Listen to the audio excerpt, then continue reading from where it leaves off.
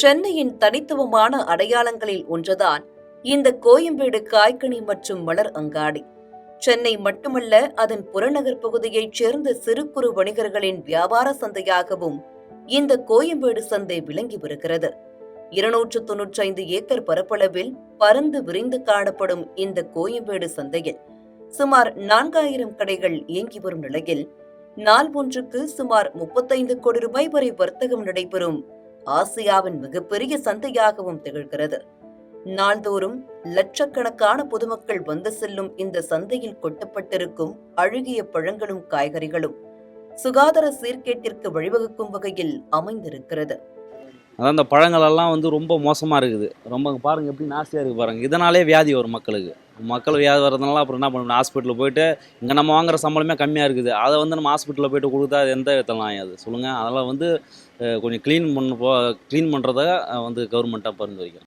விற்பனையாகாத பழங்களும் காய்கறிகளும் அழுகிய நிலையில் கோயம்பேடு வளாகத்திற்குள்ளாகவே கொட்டப்படுவதால் அதிகளவு துர்நாற்றம் வீசுவதோடு அதன் மூலம் தொற்று நோய் பரவும் அபாயமும் ஏற்பட்டுள்ளது.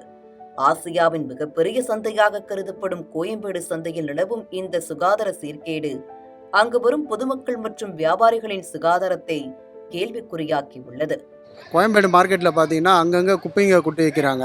பழங்க அழிவு போய் கொசு வருது. அதனால் தொற்று நோய்கள் அதிகமாகி கொண்டு இருக்குது. இது சென்னை மாநகராட்சி நடவடிக்கை எடுக்கணும். இது எத்தனை வாட்டி கம்ப்ளைண்ட் கொடுத்தாலும் இங்கே இருக்கிற கவுன்சிலரோ யாரும் சென்னை மாநகராட்சியும் எதுவுமே கண்டுக்க மாட்டுறாங்க. ரொம்ப துர்நாற்றம் அதிகமாக வீசுது. இதனால் இங்கே இருக்கிற பார்த்திங்கன்னா கூலி தொழிலாளிகள்லாம் பார்த்திங்கன்னா மூட்டை தூக்குறவங்க இங்கே தான் சாப்பிடுவாங்க, இங்கே தான் இது பண்ணுவாங்க.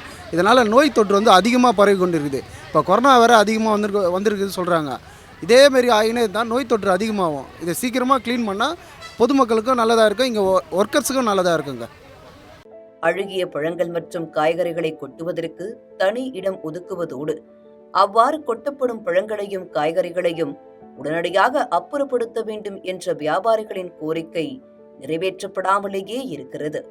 சுகாதார சீர்கேடுகள் நிறைந்த கோயம்பேடு சந்தைக்கு வருவதற்கே பொதுமக்கள் அச்சப்படும் அளவிற்கான சூழலும் ஏற்பட்டுள்ளது. கோயம்பேடுக்கு காய்கறி வாங்க ஒரே குப்பையாக இருக்குது. க்ளீன் பண்ணால் கொஞ்சம் நல்லாயிருக்கும். இதில் நோயெலாம் வரும், க்ளீன் பண்ணால் கொஞ்சம் நல்லாயிருக்கும். காய்கறிலாம் அழுகி போயிருக்கு, வாங்க முடியல, வாங்காமல் திரும்பி போகிறோம். நாள்தோறும் லட்சக்கணக்கான மக்கள் வந்து செல்லும் கோயம்பேடு சந்தையை முறையாக பராமரிக்க தவறிவிட்டதாக CMTA நிர்வாகத்தின் மீது புகார் எழுந்திருக்கிறது. தமிழகத்தில் உருமாறிய கொரோனா தொற்று ஒருபுறம் பரவிக்கொண்டிருக்கும் நிலையில் மறுபுறம் கோயம்பேடு சந்தையில் கொசுக்களால் உருவாகும் டெங்கு, மலேரியா காய்ச்சல் ஏற்படும் அசாதாரண சூழலும் உருவாகியுள்ளது. எனவே பொதுமக்கள் பாதிக்கப்படுவதற்கு முன்பாகவே உரிய நடவடிக்கை மேற்கொண்டு கழிவுகளை உடனுக்குடன் அகற்றுவதற்கு தேவையான நடவடிக்கைகளை CMTA நிர்வாகமும் தமிழக அரசும் எடுக்க வேண்டும் என்ற கோரிக்கை எழுந்துள்ளது. தமிழ்ஜனம் செய்திகளுக்காக ஒளிப்பதிவாளர் லோகேஷுடன் கோயம்பேட்டில் இருந்து சென்னை செய்தியாளர் வினோத்.